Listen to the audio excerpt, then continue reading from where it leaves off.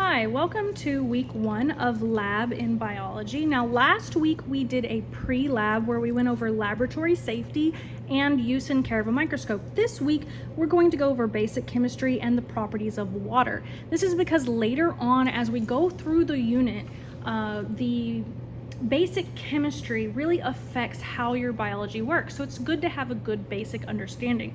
Now, the first thing we do when we come to lab is we need to make sure that we have our proper safety, personal protective equipment or other equipment. So for instance, today I have on gloves, my hair is tied back, I have closed-toed shoes, and I don't know if you can hear it in the video, but I actually have the hood vent on because we're dealing with some chemicals that have some fumes. All right. The next thing that we need to do is make sure that we have our materials.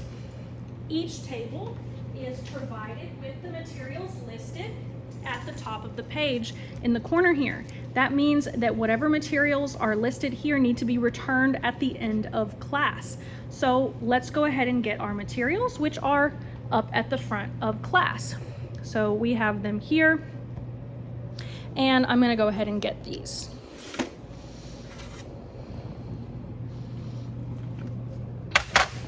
And I'm gonna set those off to the side, and I will reference this tray frequently throughout the class. All right, so section number 1 says adhesion and cohesion of water. We can read this paragraph, but what I really wanna talk about is this diagram right here. This is the xylem of a plant. This is a specialized part of a plant that's used to pull water up from the leaves, up from the root into the leaf. At the top here is where the leaf is located. Okay, this is my drawing of a leaf, don't judge me. And this is actually powered by something called transpiration. Not respiration, not perspiration, transpiration. This means that when the sun hits the leaf, it opens up pores and actually allows water to evaporate from the leaf. Well, if water is evaporating, it's pulling the next water molecule up like a chain. Okay, so they're all linked together. And when one molecule evaporates from the leaf, the next one is pulled up, and so on all the way from the root. And this is how plants get water from the roots to the leaves, because we need water in the leaf for cellular respiration and photosynthesis. Okay, we do that by transpiration. Now, how are they chained together? Well, water, you can see from this picture here, is made up of 2 hydrogens and 1 oxygen connected by a covalent bond. A covalent bond means they're sharing the electron, but they don't really share it equally. Oxygen loves electrons, so the electron spends a lot more time hovering around the oxygen than it does around the hydrogen, and electrons, as you know, are negative. That means that the oxygen ends up with a slightly negative charge. Not a completely negative charge, because it didn't steal the electron, they're still sharing, but it just spends more time over here, so it's slightly negative. That means that these are slightly positive, and a slightly positive likes a slightly negative. So you'll see the hydrogen over here creates a hydrogen bond with the oxygen over here, and they link to each other. When they link to each other, it's called cohesion, okay? And this is done by the hydrogen bond. All water molecules undergo cohesion because they're attracted to each other. This is what pulls the chain up the straw. Well, what about at night when the leaf is not photosynthesizing? Those pores close up and we're no longer pulling water up. What keeps the water just from falling down due to gravity? Well, something called adhesion. These cell walls have a slightly positive charge, and so we create a hydrogen bond here between the cell wall and the water molecule, creating adhesion. It adheres to the side, and water does this to almost everything. Okay, let's go ahead and work on number 1. It says each table has a beaker.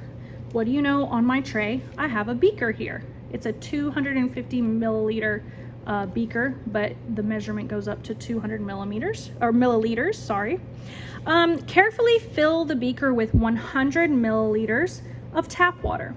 So in my sink, I'm going to fill my beaker up with approximately 100 milliliters of tap water. It doesn't have to be exact, just about 100 milliliters of tap water. Okay, next it says place 1 drop of food coloring. Okay, it may be hard to see. 1 drop of food coloring. Now each tray has food coloring. This is highly concentrated, so please don't get it all over your hands or clothes. All we need is 1 drop. Okay, oh, I put a lot in there. All we need is 1 drop, and that's sufficient. I put a little bit more, and you can see it's already stained the side here because it is extremely concentrated. So just be careful not to get it on your clothes or skin. Each tray has a little spoon. We're just gonna give it a quick stir, and we see we have this vibrant blue color. And I'm actually gonna rinse off this spoon because we're gonna use it later.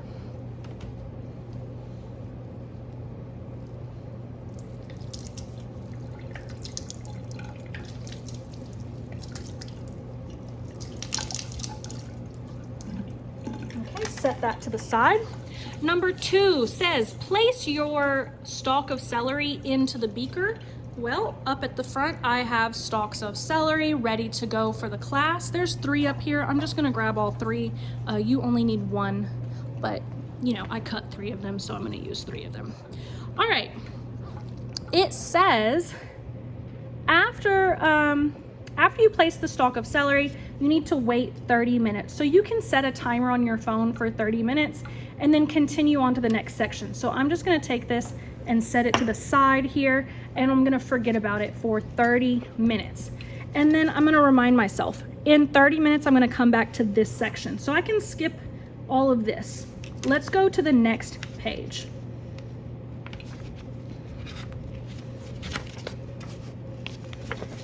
The next page is called Acids and Base Investigation. So let's just real quickly talk about acids and bases. Now, the properties of acids and bases you've gone over since elementary school, so we don't need to go over that, but let's talk about what an acid is and what a base is. An acid is going to have a high concentration of protons or hydrogens. A base is going to have a high concentration of hydroxyls, OH, or a very low concentration of protons. So when we talk about the pH scale, we're actually talking about the power of hydrogen, okay? How many protons or how many hydrogen atoms are in this solution?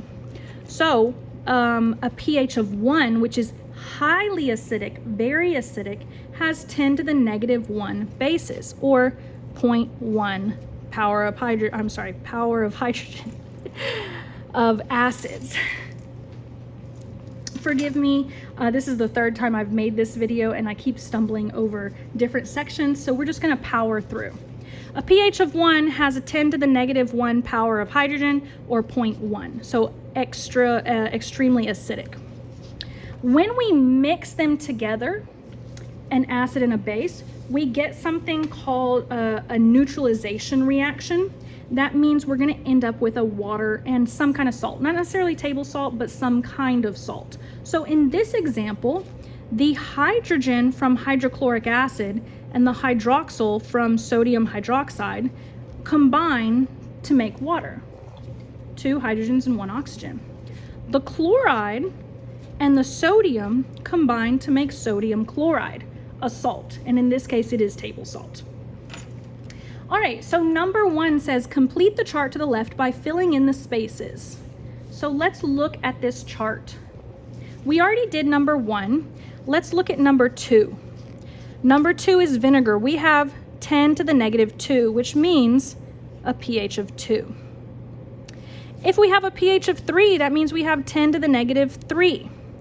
If we have 10 to the negative 4, we actually have a pH of 4. If we have a pH of 5, we actually have 10 to the negative 5 protons, okay, or hydrogens. All right, and then when we're talking about milk, it is slightly acidic, a very weak acid at pH of 6. All of these are acidic, okay? Then let's look at the alkali. As this number grows bigger, we're actually becoming less acidic. Okay, the smaller numbers are the most acidic. The bigger numbers are alkali.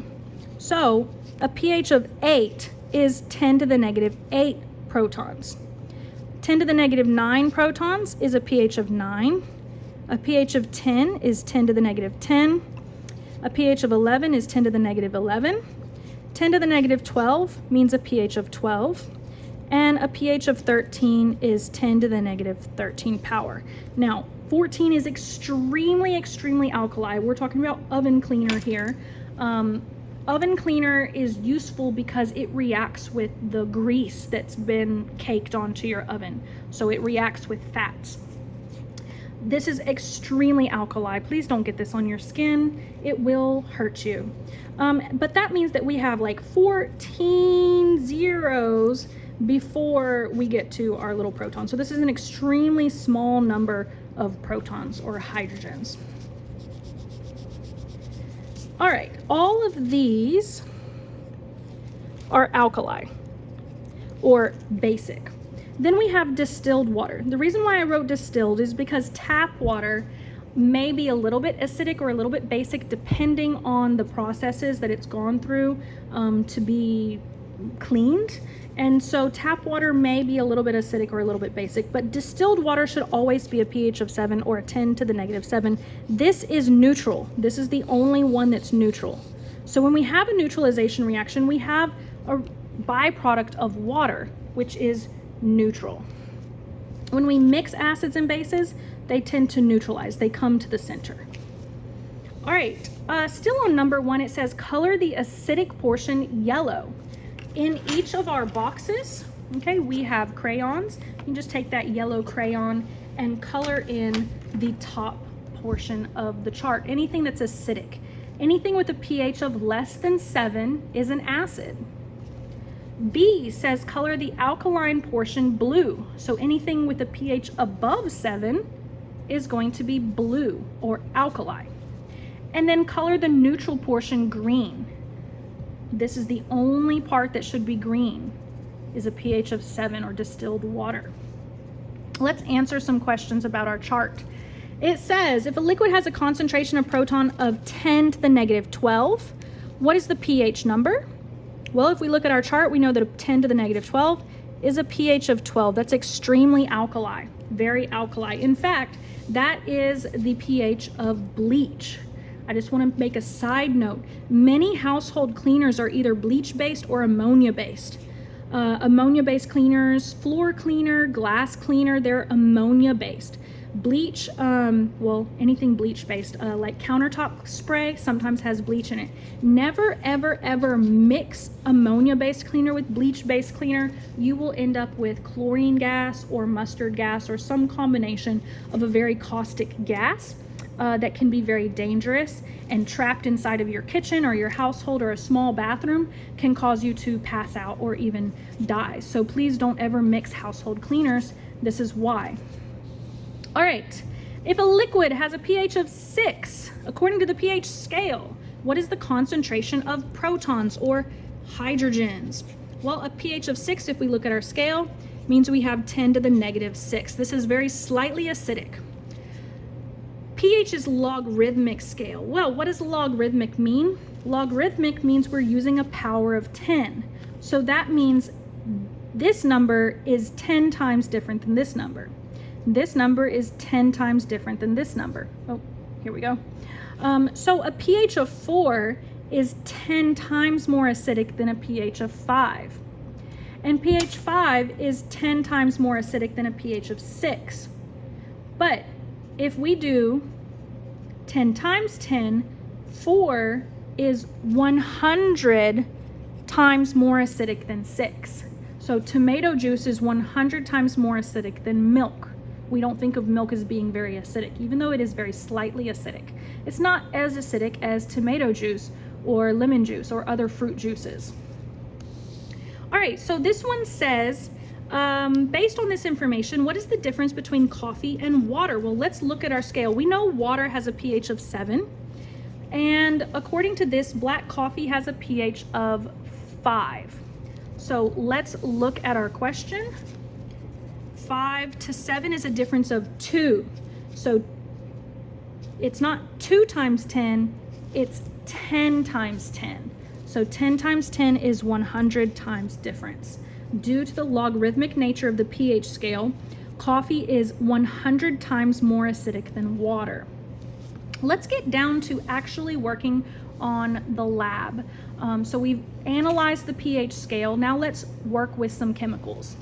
Each table has 3 portion cups. Label the cups 1, 2, and 3 with a marker. So on your tray, you've been provided with 3 portion cups and a marker, okay? And I'm just gonna quickly label these. 1, 2, and 3, okay? And it should correspond to this diagram right here.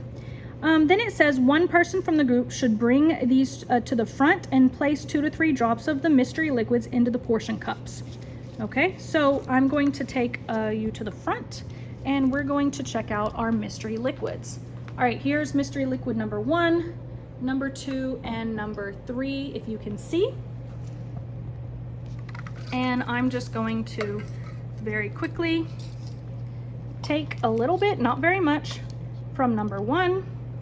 Okay, I don't need very much, just like that.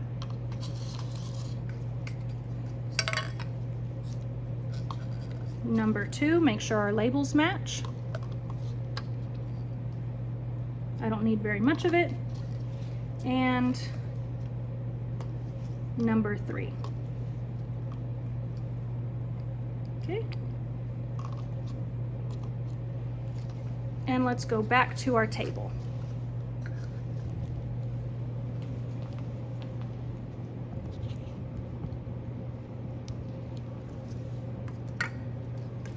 Now, it's important to stay organized, so we have this diagram to help us stay organized. Let's start with number 1. So, it says, 1 at a time, place a small piece of litmus paper into each well or portion cup and compare the color of the paper to the indicator provided. So, this is our litmus paper. Litmus paper is a universal pH indicator. It's soaked in a chemical that changes colors due to the acidity of the solution. This is our indicator scale. So we're going to take a small portion of paper, okay, and compare it to this scale. So we're going to soak the paper in the liquid and compare it here. Now, the paper doesn't look like it changed at all. So it is a pH of 7, okay? It looks very close to a pH of 6, but in person I can really tell that it's a pH of 7 because the color of the paper didn't really change very much. So we can set this to the side. We're not going to use this anymore. So in liquid number 1, we need to make sure to write down that we have a pH of 7. Let's do liquid number 2. So we have number 2 right here. And we're going to take a little bit of our paper, okay, and we're going to dip it into our liquid, okay? Now, this is a very, very strong color, so let's let it dry a little bit. I've noticed that as it dries, it tends to change to a truer color. So as we look at it, especially this top portion here where it's a little bit drier, it looks very, very basic. Very alkali. I would say that that is an 11. And again, face to face might look a little bit different than on the computer, but this is a pH of 11. So let's drop that in there and set that to the side and write down liquid number 2 has a pH of 11. Now let's do liquid number 3. Gonna take our paper and just dip a little bit in there and it turns bright red. And we see that that is definitely a 2. Okay, we might want to let it dry a little bit, double compare it, but that looks like a 2 to me. So we're gonna set that in there and set that aside and write down a 2. All right, what is the pH number of each item? Record in the diagram above. We did that already. Now number 7 says compare the pH number of each item to the chart provided. Based on your knowledge of acid-base properties, what is your best estimate of the identity of each liquid? So we're going to find out the identity. Number 1 was a 7. So we go to pH of 7 and we see water. So I'm going to write down water for number 1. Number 2 is 11. So we go 11 and we see ammonia. So I'm going to write down ammonia. And for number 3, we have a pH of 2. pH of 2 is vinegar. So I'm going to write down vinegar. So we can identify these liquids based on their properties, and one of their properties is pH. Another property might be the way that it smells, which in the video you can't tell how it smells, but in person they are very noxious. So number 2 was definitely ammonia. You could tell just by smelling it. And number 3 was definitely vinegar. So great job. All right, number 8. Number 8 says if you mixed the acid and base together, so if we mixed ammonia and vinegar together, what kind of reaction might occur? So we know that that's a neutralization. What byproducts are made during this reaction? We know that the byproducts are going to be salt and water. Okay, we don't know what kind of salt. That depends on what the chemicals are, but it will be some kind of salt and water. And then what do we think the pH of the new liquid would be? Well, the pH of the new liquid would be somewhere in between ammonia and vinegar. Right in the middle would be right here. So it should be a neutral pH. And we can actually test that by mixing these two, which I'm not going to do, but when we mix them, it will have some sort of reaction, and then we can test our results. But you see the dye's already been mixed here, so we can't test it because the dye would interfere. But it's an interesting reaction, and you would end up with a neutral pH of 7. Okay, let's go to the next page. The next page is talking about water as a universal solvent. Water as a universal solvent. So what we have is some alligator leads and a battery, and we have another beaker.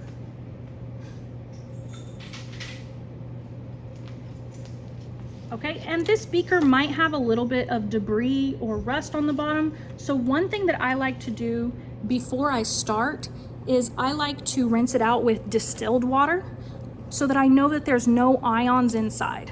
So we're gonna wash these, and even if they appear to be very clean, they may have collected dust or anything while it was sitting in the cabinet. So we wanna make sure that we start out with a very clean beaker.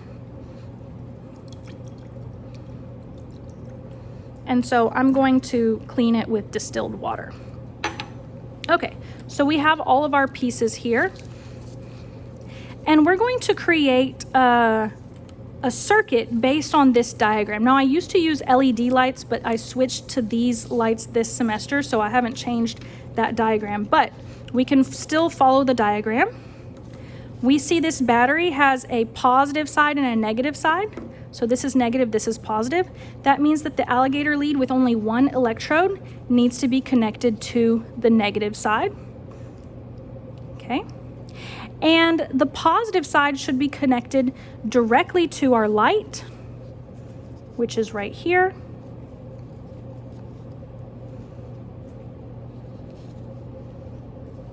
And then the other electrode is right here. So we have our 2 electrodes and our battery.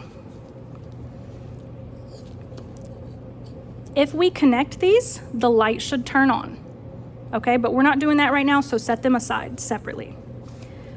Number 1 says observe the parts of the circuit. Okay. Observe the parts of the circuit. You have conductive wire, an LED light bulb, which we switched from LED to incandescent. Incandescent means it has a little filament, and a battery. Carefully fill the beaker with 25 milliliter of distilled water. We need to make sure that we're using distilled water. Okay, we can fill it with 50 or 25 to 50, but the reason why I say 25 is because it's just really hard to fill these with the distilled water because the distilled water comes out so slowly. So we're going to fill it up with distilled water.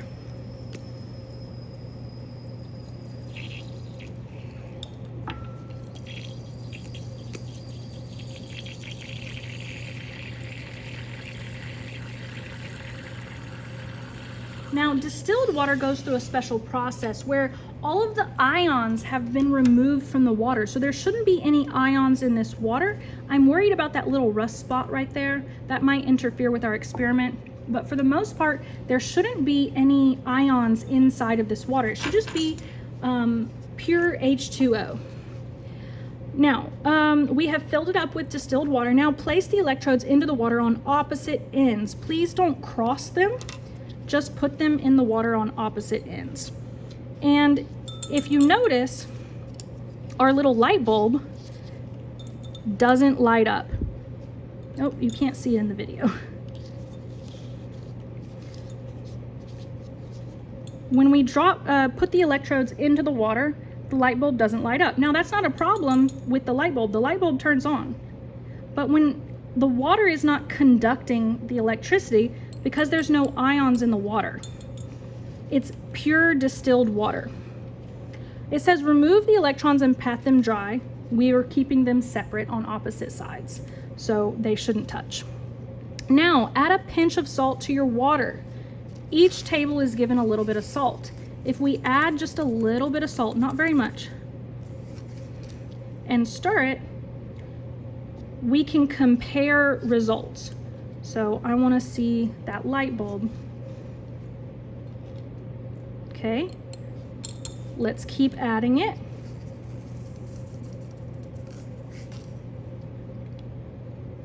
The reason why I switched to the incandescent bulbs was because the LED bulbs were way too sensitive.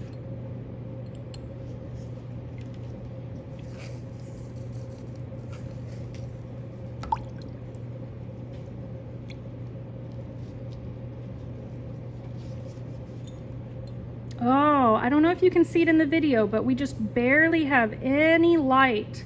Now I added a lot of salt, so now we're just barely starting to see the light. Let's keep going. Adding a little bit more.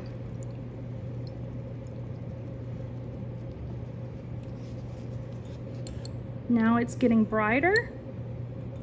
Now this is another reason why we have the fume hood on, is because you notice my water is turning yellow.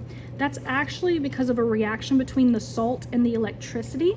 The electricity running through that salt separates the chlorine out from the sodium and kind of creates a yellow or greenish hue. So I put all of the salt in, and now my light bulb is just starting to light up. All right, let's put that to the side and talk about our results.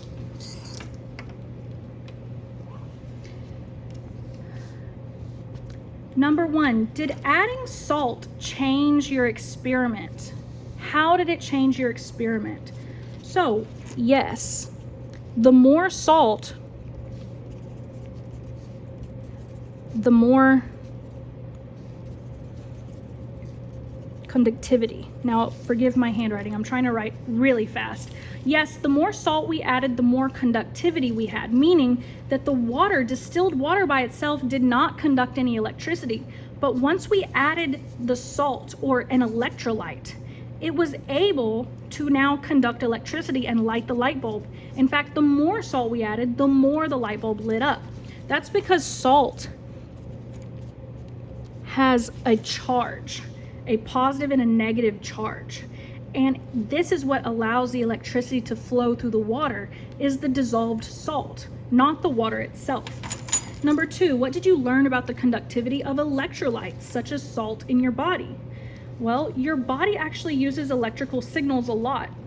Your muscles moving is an electrical signal. Your brain firing axons is an electrical signal. So your body is going to need electrolytes like salt and other ions. These are ions, meaning they either have a positive or a negative charge. Your body needs these ions in order to function. That's why Gatorade was invented. Gatorade tastes kind of salty. Pedialyte tastes very salty because it has electrolytes inside of it. So you can fill this out. What did you learn about the conductivity of electrolytes? Number three, what processes in your body do you use ions to conduct? So I mentioned two. You can write whichever ones you want.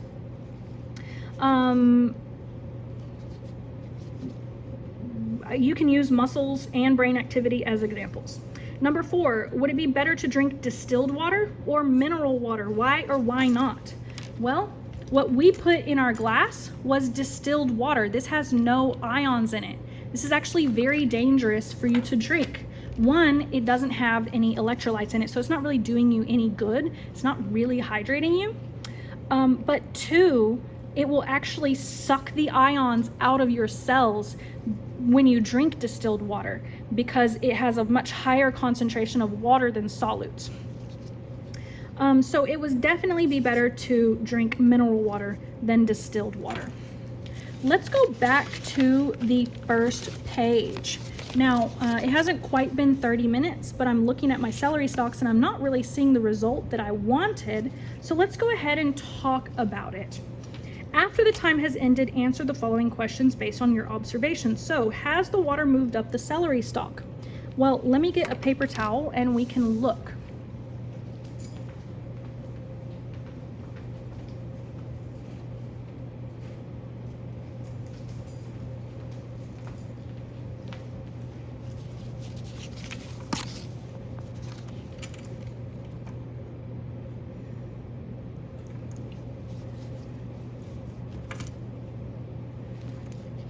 Okay, so our celery.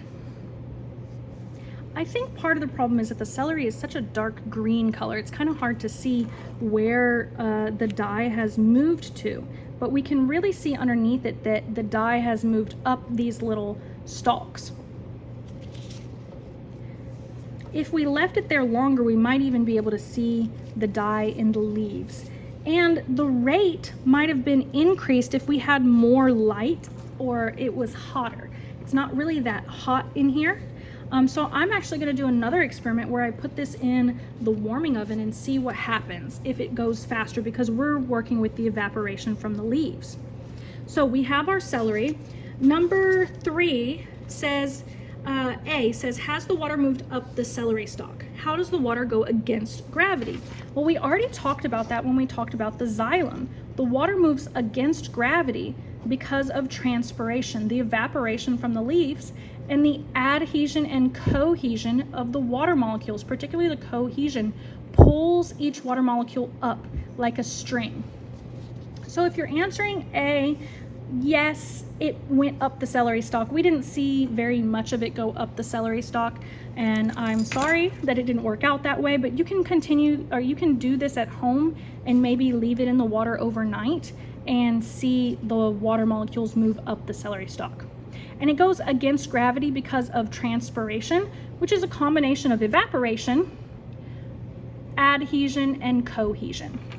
Number B, would you see a similar effect in a narrow tube like a straw? Yes and no. A narrow tube has an effect called the, oh my goodness, now I'm forgetting what the effect is called. When you put water in a tube like this, it connects, or it sticks to the edges, and it will pull up water from the bottom the more narrow the tube is. So a very wide tube won't move it very much, and a very narrow tube will. This is called capillary action. I'm sorry, I remembered it. Capillary action. So think of your blood capillaries. They're very, very narrow. The more narrow the tube is, the more water will move up. But that does not explain transpiration by itself, because these tubes are very, very long and they're very, very narrow, but it still doesn't explain how much the water moves up. Okay? So no, it wouldn't be able to move up as far, but it would move up a little bit. C says, when you were in primary school, you may have done an experiment where you counted how many drops of water would fit on a penny. Is this an example of adhesion or cohesion? So let's look at this penny. The water is sticking to other water molecules, creating this surface tension across the top. So that would be an example of cohesion. The water is sticking to other water molecules, creating that surface tension. And you can actually fit quite a few drops of water on top of a penny because of cohesion. Now, in your previous science classes, you may have used a graduated cylinder, and your teacher instructed you to read the number at the meniscus, or the dip in the top. So here on this penny, we have surface tension. In a tube, we'll have a meniscus, which means it's actually dipping. And you're supposed to read a graduated cylinder at the bottom of that meniscus. That's because the water is grabbing onto the sides of the tube. This is an example of adhesion because we're grabbing onto the sides of the vessel. So C is cohesion and D is adhesion. Make sure that you're filling these out because you will use them for your open note quiz and for the open note practical at the end of the unit. So make sure to save these and fill them out with as many notes as possible. Okay, now let's go to the very last page. This is your closing procedure checklist. Every single time you come to class, you will go through closing procedures, but they're not always necessarily written down for you. I try to save paper. So after a few weeks of getting used to closing procedures, I just expect the students to understand them. So if any glassware or reusable items were used, they must be washed, dried, and returned to our tray and used at the front of the table. If any chemicals or consumables were used, they need to be properly disposed of. So chemicals that we use need to be diluted with water and poured down the sink. Glass consumables will be thrown in the glass disposal box. We don't have any of those this time. Paper consumables and plastic consumables, which we do, will be thrown in the trash. So for instance, this is now a chemical. It needs to be diluted with tap water and poured down the sink, and then this glass will be washed and returned. These are chemicals which need to be diluted with tap water, poured down the sink, and then the paper and the plastic will be thrown away. It says replace any consumables because we want to make sure that the next class has everything that they need. So we will be replacing these portion cups and we will be refilling the salt before we return it to the front. Return your tray to the front of the classroom, spray your working area with sanitizer, and then wipe down with paper towels, throw away all of your trash. After you've done those things, your class will be dismissed. All right, thank you guys for working with me today. I'm sorry that the celery didn't work out, but now that it's actually dried off, we can kind of see the blue dye leaking up into the celery stalks. And what we're going to do, I will see you guys next week for lab 2. So make sure to take this and use it on your Blackboard quiz and then print this out for, or print the handout for next week. Bye guys.